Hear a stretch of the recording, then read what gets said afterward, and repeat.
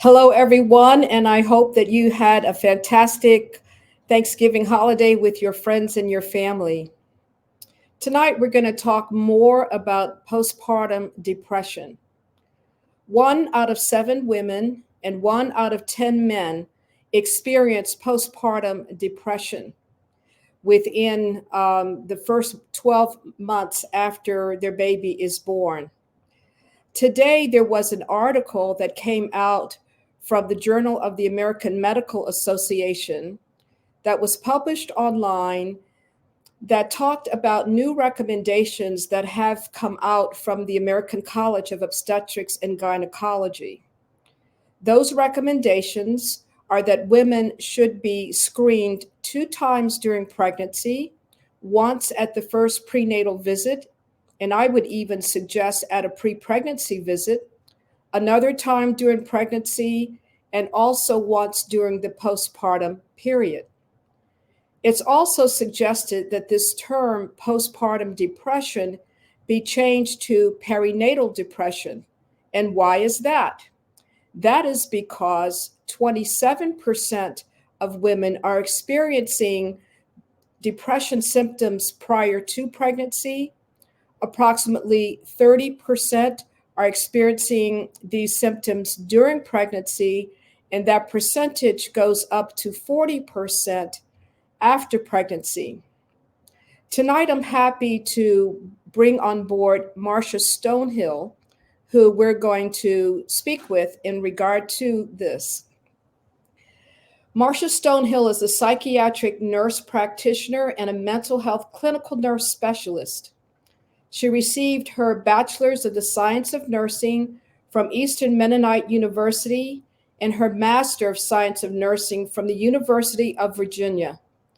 Marsha has been the recipient of numerous awards, including the Virginia Unsung Hero Award from the Virginia Healthcare Foundation, the Patient Satisfaction Award for Excellence in Quality Care from Psychiatric Centers at San Diego, the Centennial Nurse Award from the Virginia Nurses Association, and the Community Leadership Award as Social Worker of the Year from the James Madison University Social Work Department.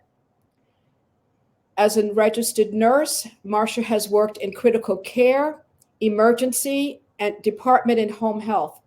As a nurse practitioner, she has worked in psychiatry in both residential and outpatient programs. She is currently in private practice in the King George, Virginia area. She has authored a book titled Melt the Ice, which you can find on Amazon.com, and also an article titled Awakening to the Trauma of Racial Injustices. She has established a podcast program, Operation Flow, as an educational platform by interviewing people who share raw testimonies and have the hard conversations to raise awareness on social justice needs. Marsha also volunteers with multiple organizations in her community and beyond to impact change for social justice needs. Marsha, welcome. And I'm really excited to have you because I feel that you can bring 2 perspectives. We know that for many women of color, actually the concern of racial injustice has been some of the root causes that they are experiencing in the healthcare system. So we're really excited to have you and to talk with you tonight. Carolyn, thank you so much for bringing me on as a guest. It's such a privilege to be here. And I so appreciate the work that you're doing to help create change, much needed and necessary change. So Marsha, you are the expert in terms of psychiatric care. I'm the OBGYN person. But you're the person that I would want to come to if I have someone who is experiencing any kind of mental health issues. And I wanted to just talk a little bit more about that. That can sometimes be a bit difficult in the African American community. Mental health is seen as somewhat of a stigma situation, that's not something that there's a sense of freedom to talk about or even freedom to seek care. And I don't know what your experience has been with this and what your clientele entails, but I'd like to hear a little bit more from you related to that. I think, unfortunately, there is still a lot of stigma in general, and then it is more prominent in other cultures, especially in the Black culture, even in Asian culture, Hispanic culture. And, so the first key variable when we're talking about mental health is we need to break away that stigma. And often I like to compare it to, say, diabetes. Mm. It's not something that that is a problem that somebody created themselves. Mm-hmm. It happens. There are genetic predispositions, and there are things that happen in our bodies that sometimes we cannot control. No matter how well we eat, no matter how much sleep we get, no matter what our skills are for coping with the challenges that life brings, sometimes people just experience symptoms that are, no matter what they do, they cannot control it. And it's critical to seek treatment and support because we have such safe and effective treatments now. Much easier said than done if you're coming from within a family system or a larger cultural system that is leery of mental health being a real problem versus it being a weakness or a lack of faith, as we've spoken to. And, not to be critical in any way, shape, or form of anyone's religion or spiritual belief systems, but if you have a fractured leg, Mm-hmm. No amount of faith will heal that. Mm-hmm. Your faith gives you the strength to do what you need to do to heal. Whether that's working with your doctor, working with your nurses, working with trusted family members and professionals to help you do whatever work it is you need to do to heal. That's where your faith comes in. Yeah. And so I really hope to encourage people to not feel like it's a weakness or in any way, shape, or form. It's something to be very responsible with and about, because it's very serious. Yes. Every person deserves a fulfilled life and a fulfilling experience. And like you and I were talking about earlier, before we started the live session, mm-hmm. especially when it comes to postpartum depression or perinatal depression, it's difficult for people, I think, for women to acknowledge if they are having difficulty bonding with their baby, or if they even have feelings of hatred or, oh my gosh, why did I do this? Or hating their family and hating this child. And they may even have violent thoughts or, be afraid they're going to throw their baby down on the ground, or it can be a very frightening experience. And so you have to have safe people who are not going to judge you, but who are going to support you and say, okay, thank you so much for telling me that this is what you're experiencing. Now let's get proper support. And, that is the key, getting the proper support. And it's so hard for people to admit that, I think, because then they feel like they're a terrible person or there's something wrong with them or a bad mother. No, you're experiencing the impact of hormonal fluctuations that occur during pregnancy. And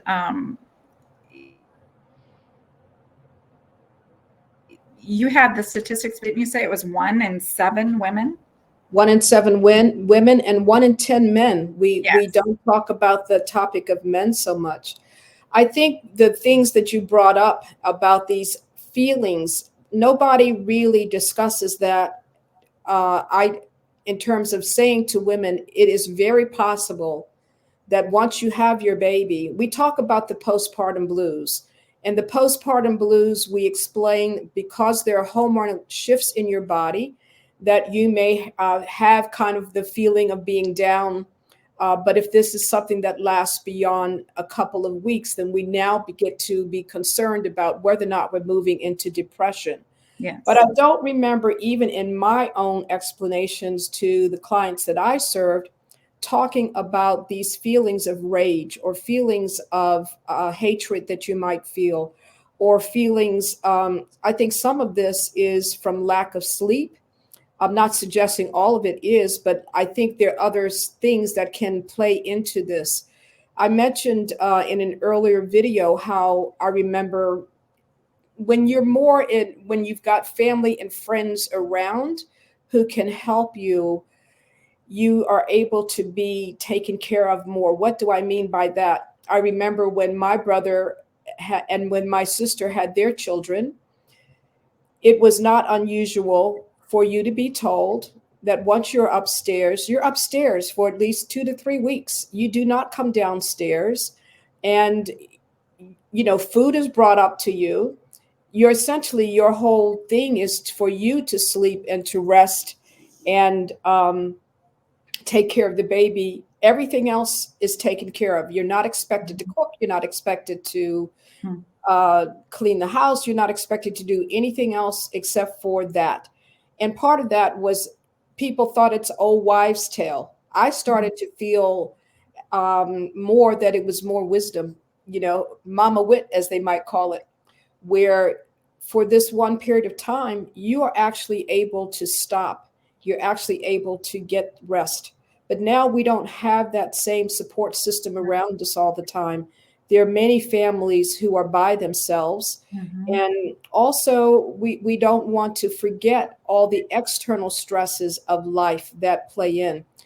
And that also, when we talk about stressors in our lives, stressors can be good things and they can be horrible things. And some of those good stressors are when there's major life transitions. And when you have a child, it's a major life transition, but no one really talks to us about that. What more would you want to say related to that? I think along those lines, that just is building off of where I was going earlier too, with that, this child, this new person that is completely dependent on you, that comes into your life, it changes everything. Yes. Everything. It changes everything. And with what you're saying, it changes your schedule, your routine, the amount of sleep you get, whether you take the time to feed yourself, all of those things that you were mentioning.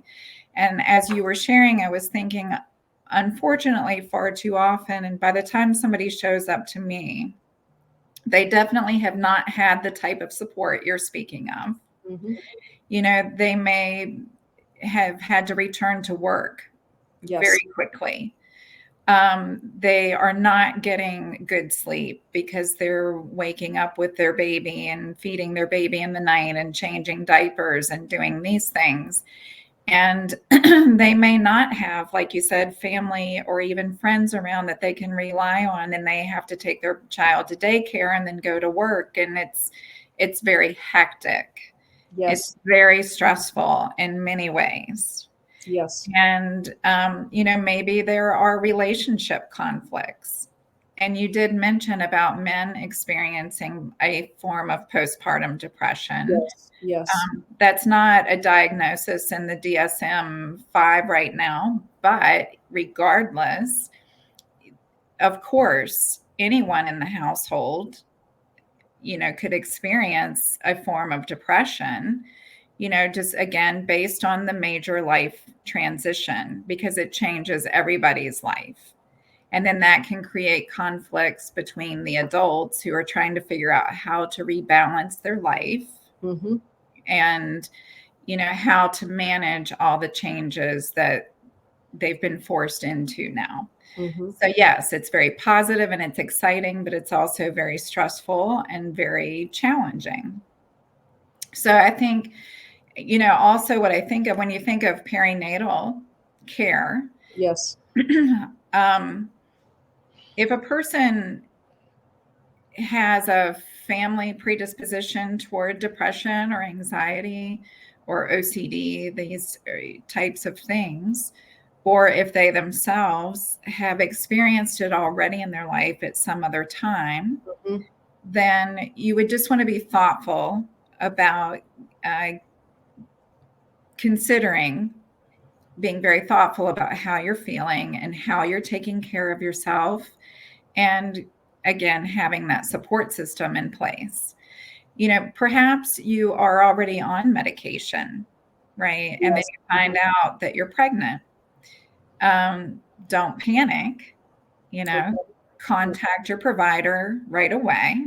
Let them know you've discovered that you're pregnant and discuss what medications it makes sense for you as an individual with the experiences that you have had, what makes sense for you to continue to take, and what makes sense for you to discontinue.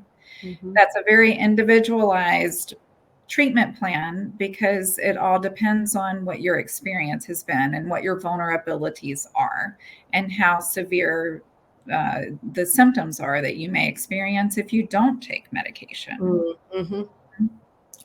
So that it was the question many women might have, or not only women, but even their partners, regarding if you have had a history, if you are on medications, would you continue the medications throughout your pregnancy? Would you be concerned about any problems with baby's development?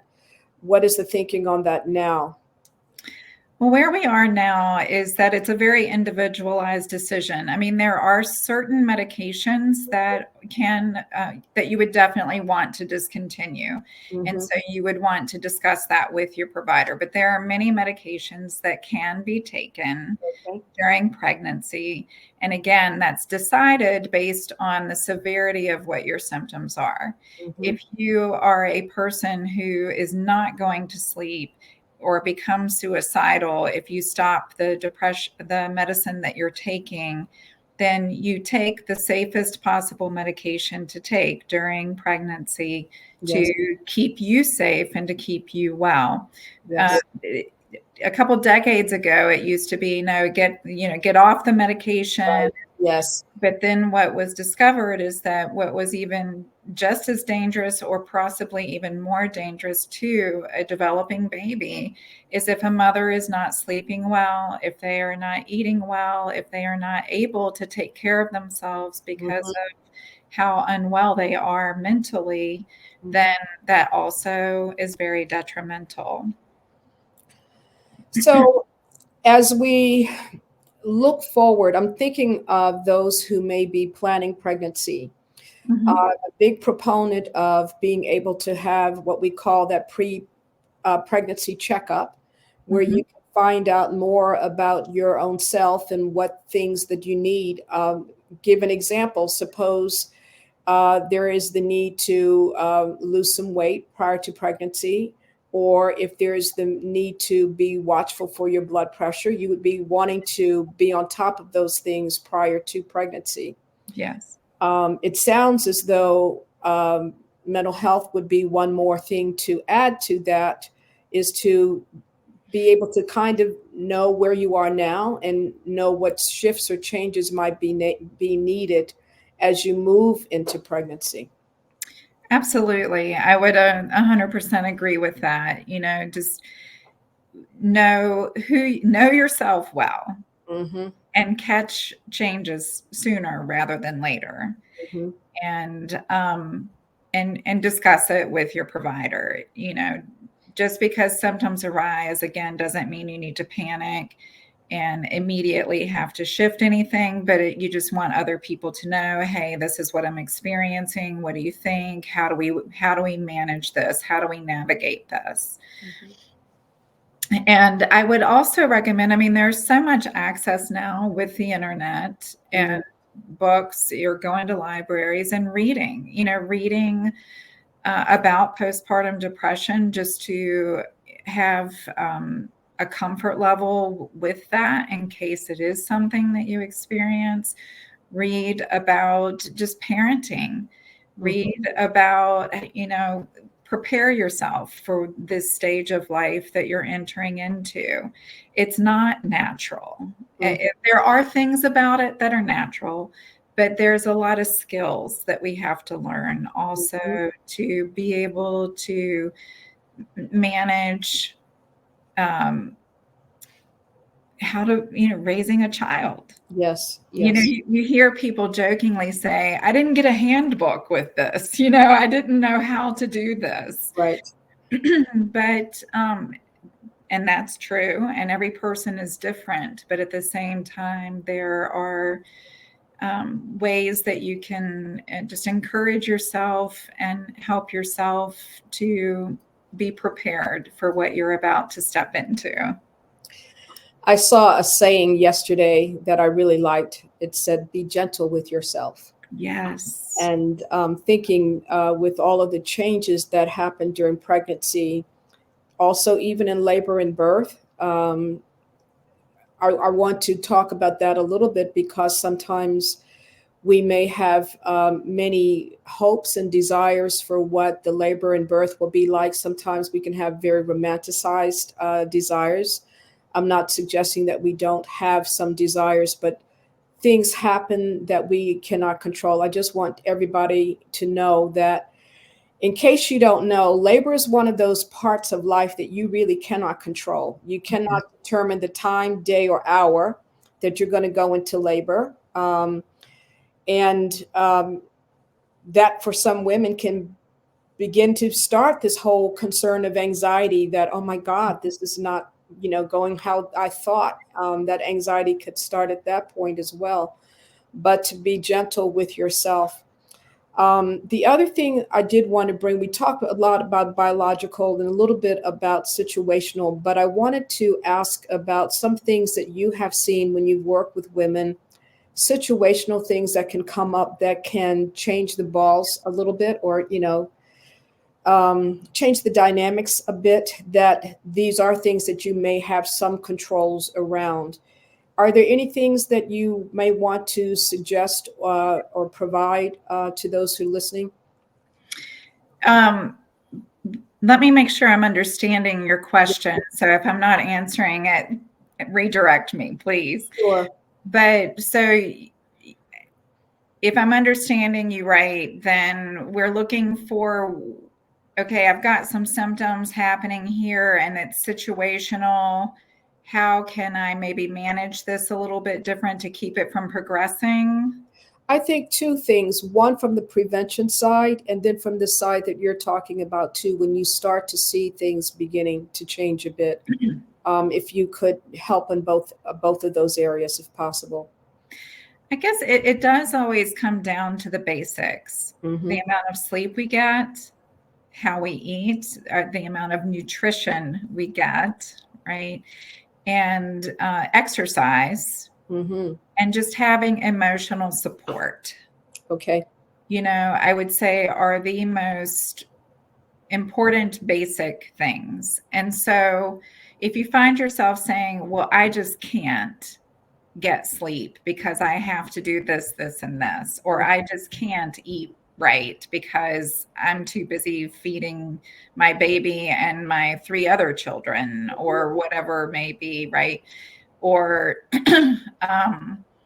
if you catch yourself saying you can't do these basic things, then you need to step back and figure out how to do those basic things. Even if you go to get specialized treatment, that's going to be the first one of our points of focus is, can we help you get these basic things back in order? Okay. And how can we help you do that? Can we help you feel better if we can just help you get better sleep?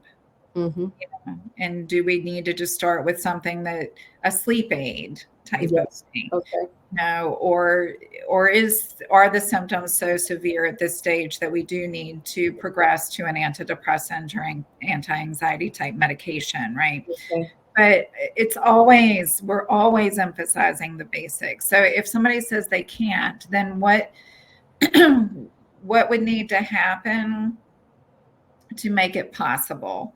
And I think about the real life situations where you may have a single mom and nobody around, and they really can't. Mm-hmm. Mm-hmm. I know there's not always easy solutions out there, Mm-hmm.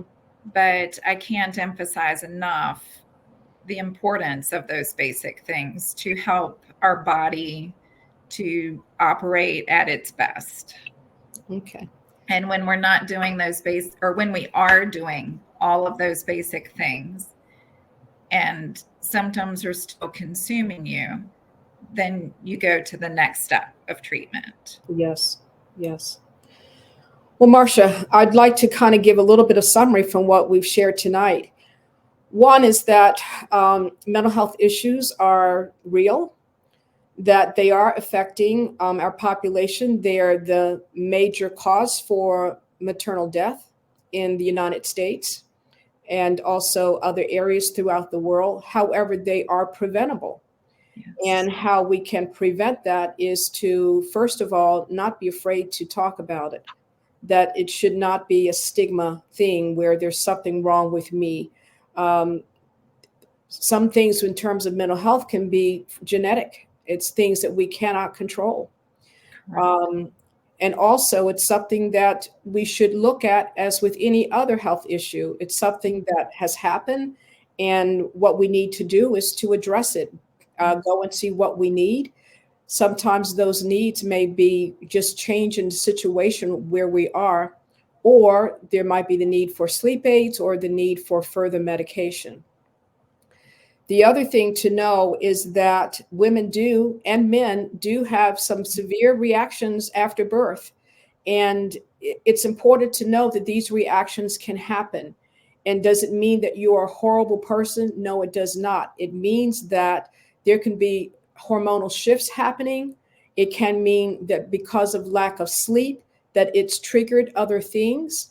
But it does. These are signals that you should get help, but you should not delay with getting help. And that help could be something as simple, again, as trying to help you get your life more in an organized pattern that you used to have. This is a major life transition, having a baby, and it throws things all out of kilter.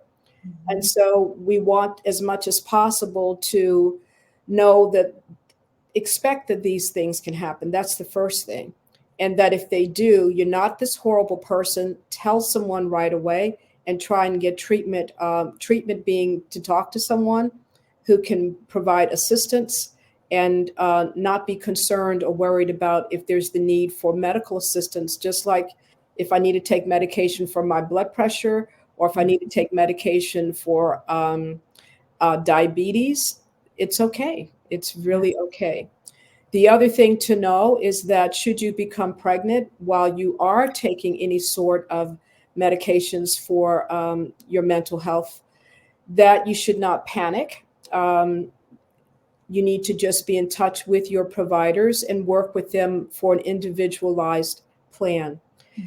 As we've talked before, in terms of pregnancy, the goal is to do a prenatal checkup prior to becoming pregnant to see what your needs are, to anticipate becoming pregnant, what those changes might be. That would be to also include mental health. The recommendations now are to do an assessment, and it's really like a 10-question questionnaire that you can even ask yourself and be honest with your response. At the time the pregnancy happens, later in pregnancy, and also it's recommended during the postpartum period. For men to know that you too can experience these feelings of irritability, feelings of anger, and these may be signs of you experiencing postpartum depression. All the attention and the other thing that I've read too is there's a lot of attention to the baby after the baby's born, and moms and dads are missing the attention that they need to also have. And so it's important to pay attention for that.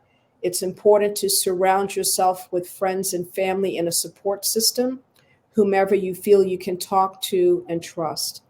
So these are the things to talk about. I want to recommend Marsha has a book, Melt the Ice, that's available on Amazon.com. I will include that information in the description. I want to thank you, Marsha, for your time tonight. I think this will be helpful for those who are watching.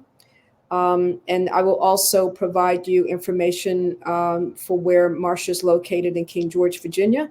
If you're in that area, you may be interested in being able to talk with her more. So thank you so much again for your time tonight. It's very, very helpful. Thank you so much, Carolyn. I really appreciate being here this evening. Yes, thank you. And so for those of you who have looked at our presentation tonight, I'm going to ask you to like. I have a lot of viewers. I need you to be subscribers. So I'm going to ask you to subscribe to the channel, and that will allow you to be notified for upcoming content. And again, thank you so much. Thank you. Everyone have a great night. Bye-bye. Good night, everybody.